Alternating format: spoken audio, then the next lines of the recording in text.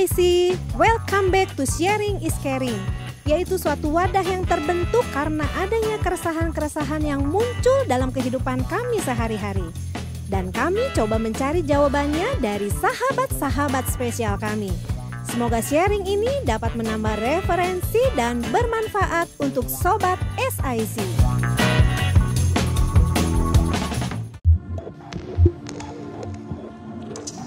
Keresahan yang akan kita coba carikan jawabannya saat ini adalah berdasarkan fakta dan pertanyaan-pertanyaan acak yang sepertinya sering jadi salah satu pemikiran dari kita sebagai orang awam, atau hanya sekedar kepo, atau bahkan mungkin yang memang sudah ada di dalam komunitas. Kira-kira apa ya jawaban dari pertanyaan-pertanyaan tersebut? Halo, ketemu lagi dengan saya Irwan, dan hari ini kita ditemani oleh tamu yang sangat spesial banget, yaitu Pastor Joko. Halo Pastor, apa kabar? Kabar baik, thank you Irwan. Pastor enaknya dipanggil apa nih? Pastor atau Bapak? Supaya lebih nggak canggung gitu, Pastor. Bebas. Oh, bebas. Mana yang lebih nyaman aja. Saya panggil Pastor aja ya? Oke. Pastor, terima kasih sebelumnya udah mau datang di undangan kita di SIC ini. Jangan pernah bosan ya Pastor ya? Siap. Untuk datang di SIC dan juga menjawab keresahan-keresahan mengenai pertanyaan-pertanyaan kami ini. Oke. Nah, Pastor, hari ini kami mau pengen cari jawaban mengenai keresahan-keresahan yang ada selama ini gitu. Kami sebagai sobat-sobat SIC, jadi dikumpulin pertanyaannya dan udah terbentuk, jadi pengen cari jawaban. Apa sih kira-kira jawabannya? Nah, sedangkan pertanyaan-pertanyaan sendiri sih sebenarnya pertanyaan-pertanyaan yang sebenarnya sederhana, tapi butuh jawaban gitu. Nah, paling tidak setelah sharing ini nanti ketika pertanyaan itu udah dapat, jadi nggak menjadi satu tanda tanya lagi. Oke. Nah, langsung aja Pak Joko. Oke. Nah, ada pertanyaan yang masuk gini Pak Joko. Kadang kita suka mendengar ada orang yang mempertanyakan sebenarnya kenapa sih orang Kristen beribadah itu harus ke gereja? Gitu. Oke. Ya, jadi sebenarnya ibadah adalah respon ya. Tanggapan kita terhadap apa yang Tuhan sudah lakukan, apa yang Tuhan sudah kerjakan di dalam kehidupan kita. Jadi karena Tuhan lebih dulu melakukan sesuatu kepada kita, dalam hal ini memberikan kepada kita keselamatan, memberkati kita, menuntun kita, dan seterusnya, maka kita meresponi, menanggapi apa yang Tuhan sudah berikan itu. Dan respon kita terhadap apa yang Tuhan sudah lakukan itu adalah ibadah. Ibadah bisa dibagi ke dalam dua bagian kalau dari sudut siapa yang beribadah. Kita bisa beribadah secara pribadi, tetapi kita juga bisa beribadah secara komunal, berkelompok, berjemaat.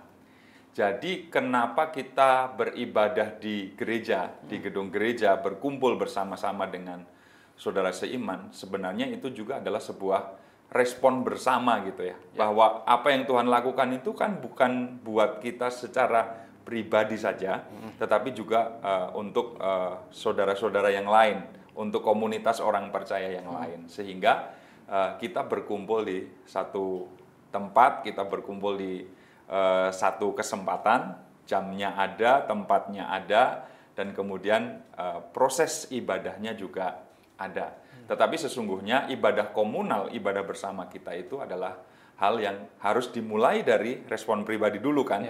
Jadi masing-masing pribadi yang berkumpul itu adalah mereka yang sudah diselamatkan oleh Tuhan, mendapatkan karya Tuhan, mengalami Tuhan secara pribadi di dalam kehidupannya, seperti itu. Jadi ya ini kesepakatan kita atau kemauan kita bersama, yuk kita bersama-sama meresponi, menanggapi apa yang Tuhan sudah lakukan atau Tuhan sudah kerjakan. Semacam itu.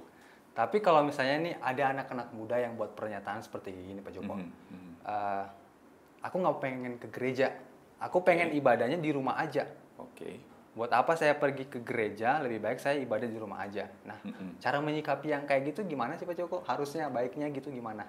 Ya, salah satu tugas gereja, kalau kita lihat dari dasar Kisah Para Rasul kan sebenarnya adalah istilahnya itu apa ya, koinonia, bersekutu, bersekutu satu dengan yang lain.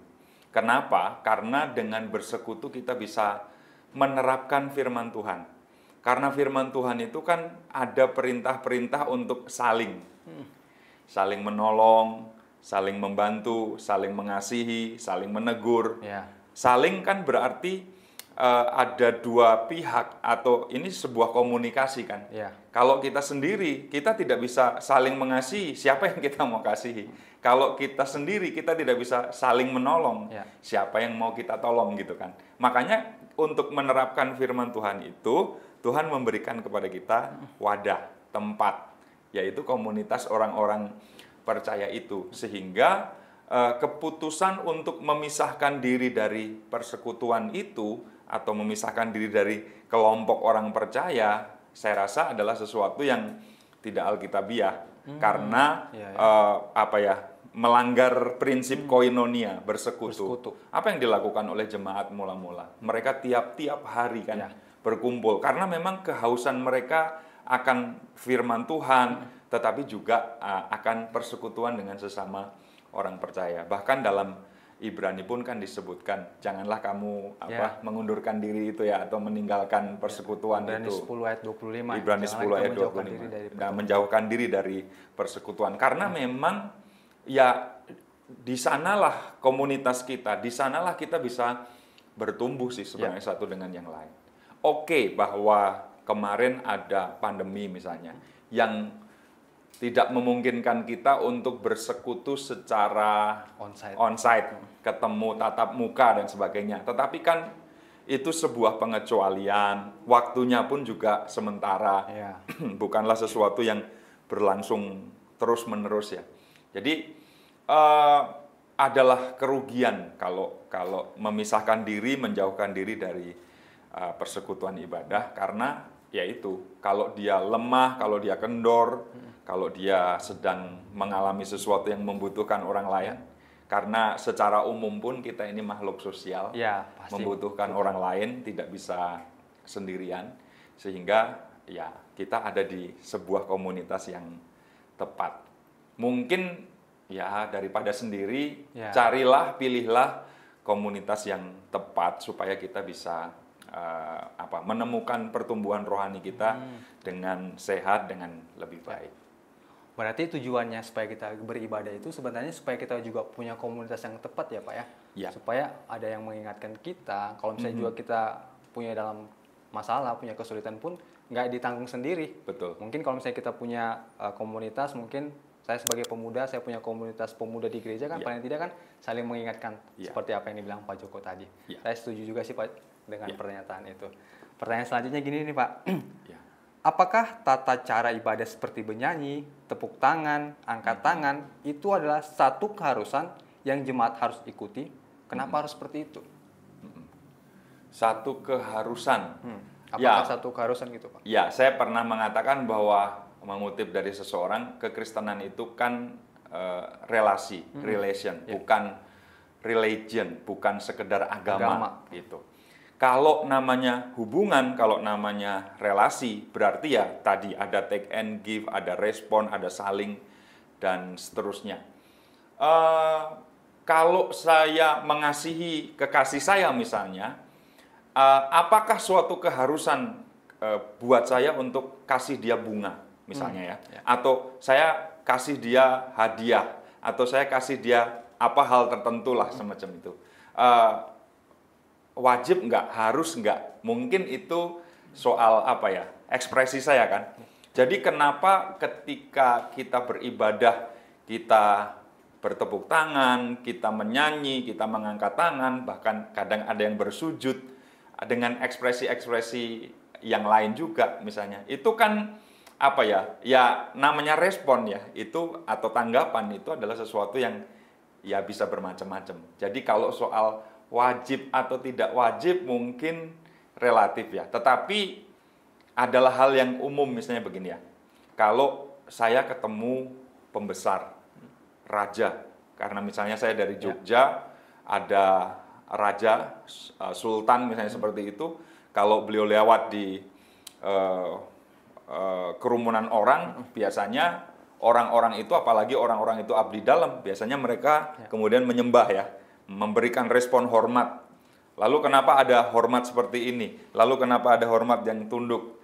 Dan berbagai macam ekspresi yang lain. Saya rasa itu hanya soal kebiasaan di tempat tertentu. Nah, di Alkitab kan disebutkan ekspresi-ekspresi itu sebagai sesuatu yang wajar ya. Bertepuk tangan karena ini. Untuk menghormati juga kan sebenarnya. Ya. Atau untuk menunjukkan bahwa, wah ini sesuatu yang luar biasa. Misalnya seperti itu. Dunia mengenal standing applause, standing ovation untuk menghormati seseorang dengan posisi tertentu, ya, pencapaian tertentu atau apapun, biasanya ada standing applause. Ini Tuhan yang ya lebih dari itu ya, lebih jauh dari itu. Kenapa tidak kita bertepuk tangan misalnya? Jadi waktu kita bertepuk tangan, kita tidak sedang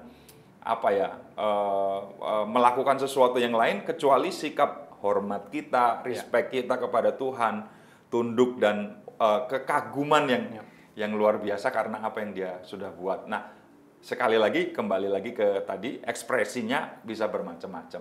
Ada orang yang karena saking mengasihi, ya dia belikan barang-barang yang terbaik, dia kasih itu. Tapi ada orang yang cukup dengan misalnya hadiah kecil, itu sudah cukup mengekspresikan ini kasihnya, misalnya seperti itu.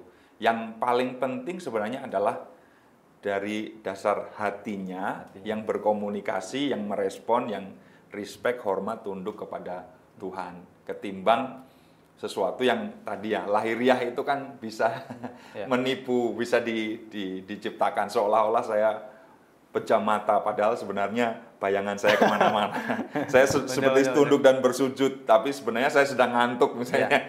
Itu alasan saya untuk bisa tidur sejenak. Misalnya begitu kan bisa. Atau berdoa tutup mata. Iya, ternyata dia sedang melakukan sesuatu yang lain. Yang paling penting adalah hati kita. Bagaimana hati kita itu tunduk atau tidak. Kalau dimulai dari hati, inside out, mengalir dari dalam keluar, itu adalah sesuatu yang saya rasa jauh lebih powerful ya, ketimbang yang luar menutupi apa yang sesungguhnya terjadi di dalam. Gitu. Berarti Pastor ini kayak satu luapan hati kita gitu, ucapan syukur kita yang kita utarakan melalui ekspresi tadi, misalnya bernyanyi, tepuk tangan dan segala macam hal. Nah, tapi di dalam ibadah nih Pastor, ya banyak kita temuin. Misalnya contoh nih, kadang-kadang kan beda-beda nih ekspresi orang ketika beribadah. Ada yang pada saat bernyanyi puji-pujian, misalnya dia bertepuk tangan, tapi yang di sebelahnya nggak tepuk tangan, gitu kan. Terus kadang-kadang kan ada ucapan terlontar gitu. Kenapa kamu nggak tepuk tangan? Kadang-kadang kan orang yang nggak tepuk tangan jadi kayak merasa gimana gitu. Wah, kan sebenarnya bukan saya nggak memuji Tuhan. Mungkin ekspresinya aja yang pada saat itu nggak mau untuk tepuk tangan. Nah, untuk menyikapi hal seperti itu gimana sih, Pak? Ya, memang kita tentu tidak bisa memaksa seseorang ya. Yang bisa kita lakukan paling sebatas mengajak. Ayo, mari. Tapi kita tidak bisa menekan seseorang, kita tidak bisa memaksa seseorang. Barangkali memang style, gaya tiap-tiap orang berbeda-beda ya. Kami punya 2 anak. Yang satu lebih cenderung cuek, pendiam. Yang satu lebih akrab, lebih hangat. Begitu ya. Kalau kami misalnya pulang dari luar kota, bawa oleh-oleh buah tangan buat mereka, ya kadang-kadang secara manusia ketika melihat respon yang satu dengan respon yang lain itu kayak kok kayaknya kayak membeda-bedakan. Padahal sebenarnya kan ekspresi anak yang berbeda-beda. Yang pertama cuek, dia terima oleh-olehnya dan kemudian bilang thank you, Mah, thank you, Pak, selesai. Tapi yang kedua berbeda, dia hangat gitu ya. Jadi memeluk, kemudian ngobrol dan ini dan sebagainya. Sama, menerima oleh-olehnya juga, makan oleh-oleh yang sama misalnya seperti itu atau menerima oleh-oleh yang sama. Tetapi kan ada perbedaan di situ ya. Bahwa respect seseorang, tanggapan seseorang itu bisa berbeda-beda. Kadang akan bergantung pada karakternya juga, sifat dasarnya dia dan sebagainya. Tapi kan kami tidak bisa mengatakan, oh karena kamu hangat, kamu adalah anak kami yang asli, karena kamu kurang hangat, cuek dan sebagainya, kamu sebenarnya bukan anak kami kayaknya, kan nggak bisa gitu juga ya. Di mata Tuhan juga tentu seperti itu. Kadang kita mungkin latar belakang kita kaku, kurang bisa mengekspresikan sesuatu, mau bilang thank you, mau bilang maaf, mau bilang apapun, kadang-kadang kita perlu ayo bilang dulu, ayo kan perlu didorong gitu ya. Tapi ada orang yang kadang tidak diminta pun dia dengan wah dia menjadi pribadi yang seperti itu. Jadi ya suatu kali mungkin kita berdampingan dengan mereka di dalam ibadah yang punya style semacam itu, ya nggak apa-apa. Kita mungkin tetap mengekspresikan seperti apa yang kita mau saja, tetapi dalam hal ini mungkin WL Singers bisa memberikan contoh, memberikan teladan bahwa oh gini loh memuji Tuhan itu tanpa dibuat-buat juga sih, tapi yuk mari ajakan-ajakan itu adalah sesuatu yang kita bisa lakukan. Tidak ada paksaan, tidak ada tekanan, tapi masa sih kita nggak menghormati Tuhan, masa sih kita nggak bersukacita bersama-sama, masa sih misalnya seperti itu. Benar. Oke. Berarti balik lagi ke dalam pribadi-pribadi masing-masing ya Pak ya. Iya. Yang saya tangkap tadi Pak Joko bilang bahwa kayaknya ekspresi yang kita berikan pada saat beribadah itu memuji Tuhan kan berbeda-beda. Seperti tadi Pak Joko ceritain, Pak Joko punya anak, dapat hadiah yang sama, tapi ungkapan ekspresi ucapan terima kasihnya berbeda-beda gitu. Iya. Tapi kan bukan berarti sebagai orang tua pun mengurangi rasa sayang kita sama kedua anak tersebut. Iya, tentu. Saya rasa pun demikian juga Tuhan sama kita gitu kan. Nggak berarti mengurangi rasa kasihnya kepada anak-anaknya gitu. Iya. Terima kasih Pak Joko. Sekarang pertanyaan selanjutnya, mengapa orang percaya itu harus dibaptis? Mungkinkah percaya tanpa dibaptis? Mungkinkah percaya tanpa dibaptis? Mungkin ini kayak ini ya. Kalau kita kuliah, maka ada tahapan di mana kita mengikuti ujian akhir, dan setelah kita lulus dari situ, de jure secara hukum sebenarnya kita sudah beres, sebenarnya kita sudah selesai, sebenarnya kita sudah dinyatakan lulus. Tetapi sesudah itu ada sebuah upacara namanya wisuda. Nah, wisuda itu kan kayak de facto-nya gitu, bahwa oh saya selesai, saya beres. Mungkin analogi itu bisa kita pakai untuk memahami kenapa orang percaya harus dibaptis. Nggak cukup percaya saja di dalam hati, lalu mengaku di dalam mulut. Karena bagaimanapun baptisan air itu adalah sesuatu yang diperintahkan. Ya kan? Baptislah mereka dalam nama Bapa, Putra, dan Roh Kudus, dan ajarlah mereka melakukan segala sesuatu. Dan apa yang diperintahkan oleh Tuhan Yesus itu adalah sesuatu yang kemudian dipraktekkan juga oleh gereja mula-mula, terus demikian sampai kemudian pada hari ini. Jadi sebenarnya baptisan air itu adalah sebuah proklamasi atau pernyataan kepada dunia bahwa saya ini milik Kristus, saya ini orang yang percaya kepada Kristus, saya adalah orang yang hidup bagi Kristus, kira-kira seperti itu. Lalu ada yang mungkin bilang, ya tapi kan penjahat yang di samping Yesus itu nggak dibaptis, dia juga bersama-sama dengan Yesus pada hari ini di Firdaus, diselamatkan juga. Kenapa saya harus dibaptis? Kenapa saya nggak bisa seperti itu? Ya saya biasanya menjawab boleh nggak dibaptis, tapi harus disalib dulu. Itu kan kondisi khusus ya. Jadi kalau mau nggak dibaptis ya oke, tapi mesti disalib dulu gitu kan. Jadi mungkin lebih ke proklamasi kepada dunia bahwa saya adalah milik Kristus, dan ini adalah melakukan apa yang Tuhan sudah perintahkan. Begitu. Tapi kalau misalnya ada yang berpandangan kayak gini Pak Joko, saya udah percaya sama Tuhan Yesus, tapi saya nggak mau dibaptis. Tadi seperti analogi yang Pak Joko bilang, kayak semacam kita lagi dalam proses kuliah, baptisan itu kayak semacam proklamasi de facto-nya, kita wisuda nih, kita pengakuan bahwa saya udah di wisuda.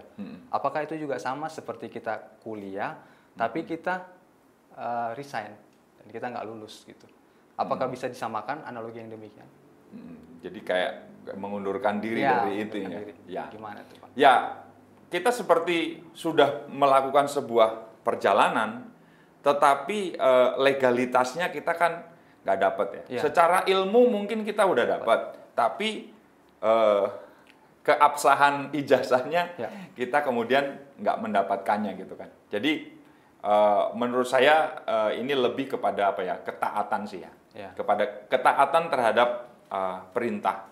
Dan bagaimana seseorang bisa taat terhadap perintah itu kalau dia mengasihi sih. Kalau kita dasarnya adalah kasih dan yang melatari kita adalah kasih kita kepada Tuhan, saya rasa seperti yang Yesus katakan, perintahku itu ringan. Apa yang aku perintahkan itu bukan menjadi sesuatu yang berat, gitu kan. Nah, kalau kita mengasihi kan apa ya, willingness ya, apa kita melakukan itu dengan ringan, melakukan itu dengan kalau bisa malah saya mau lagi gitu ya. Karena apa ya? Karena ya saya mengasihi gitu. Orang sebelum pacaran susah banget untuk mandi. Ya. Dia dapat pacar, nggak usah disuruh, dia mandi sehari 3 kali atau lebih banyak dari itu. Kenapa? Karena dia mau melakukan itu dengan willingness, melakukan itu dengan kerelaan, melakukan itu dengan kesungguhan karena dia mengasihi pacarnya gitu kan. Nanti kalau ketemu dengan pacar saya dalam kondisi saya belum mandi, bau dan seterusnya, waduh nggak nyaman. Saya harus tampil sebaik mungkin gitu kan. Kalau kita mengasihi Tuhan, saya rasa seperti itu. Dan salah satu perintahnya adalah dibaptis misalnya. Ya udah, kita dengan kerelaan akan memberikan diri kita untuk dibaptis. Berarti ini perintah ya Pak ya. Terus Imperatif, dari jawaban Pak perintah. Joko bilang tadi, kalau misalnya kita mengasihi Tuhan, ya pastinya kita melakukan gitu dengan senang hati ya, bukan karena satu paksaan. Atau bahkan juga ketika kita juga memutuskan untuk dibaptis, apakah Roh Kudus itu berperan pada saat Sesudah kita, ya Tuhan saya percaya, saya membutuhkan Engkau, saya menerima Engkau sebagai Tuhan dan Juru Selamat saya. Tapi apakah ada kemungkinan Roh Kudus itu bisa keluar dari kehidupan kita? Bilang, woi, dari tadi gua udah hadir, lo aja yang nggak sadar gitu kan. Tetapi penuhlah kamu dengan Roh Kudus. Tips apa saja yang dapat dilakukan ketika kita berjalan dalam Tuhan?